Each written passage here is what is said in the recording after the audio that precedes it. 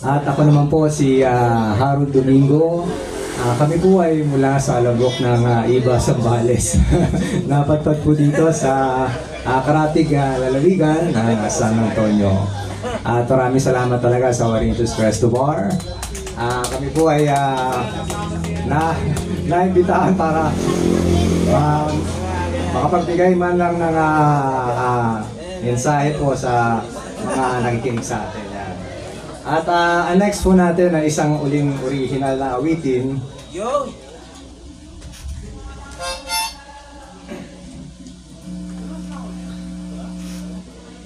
Ang mukha po ng buhay ay merong dalawang itsura po. Isang mayaman, isang mahirap.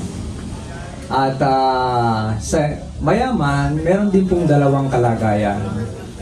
Nung yumaman siya ay naging mapagmataas at hindi naging makatarungan sa kanyang kapwa. At yung isang mukha ng mayaman, nanatili siyang mapagpakumbaba at matulungin sa kanyang kapwa. At sa mahirap naman ay may dalawang kalagayan din. Ang una ay yung kalagayan na kung saan sa paghihirap niya, siya ay nababalisa, wala siyang kapayapaan. At yung pangalawang kalagayan ay ng isang mahirap. At meron siyang kapayapaan sa kanyang kalagayan. Pagamat siya ay nasa kahirapan, naunawaan niya na ang bagay na mga ito ay lilipas.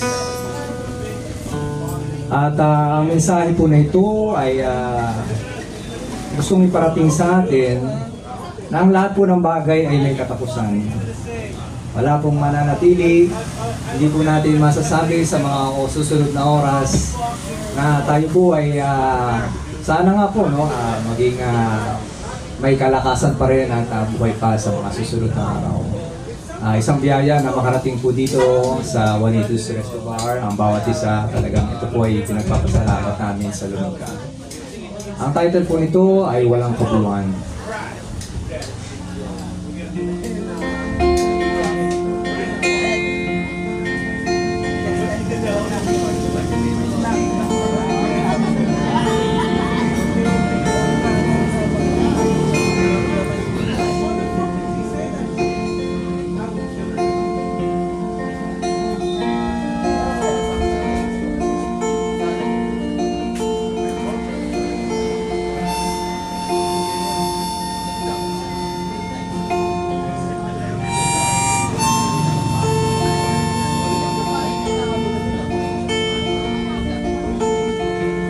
Ang mayaman may magarang sasakyan, tutungo sa kanyang paroroonan.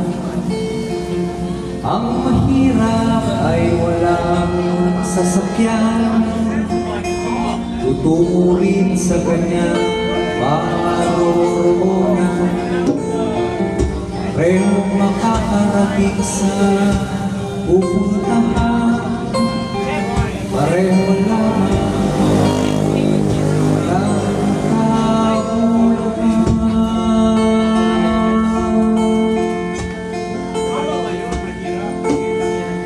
Ang mayaman pagkain ay masarap, lulubog ng pagkain mainam. Ang mahirap ay hangin ng ulam, minsan ay pagkain halaman. Parehong tatawid sa kagutuman, pareho lamang walang kabuluhan.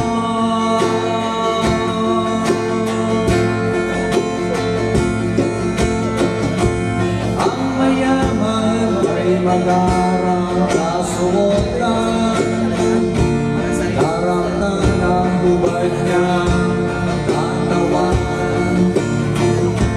Ang mahirap ay simpleng kasuotan,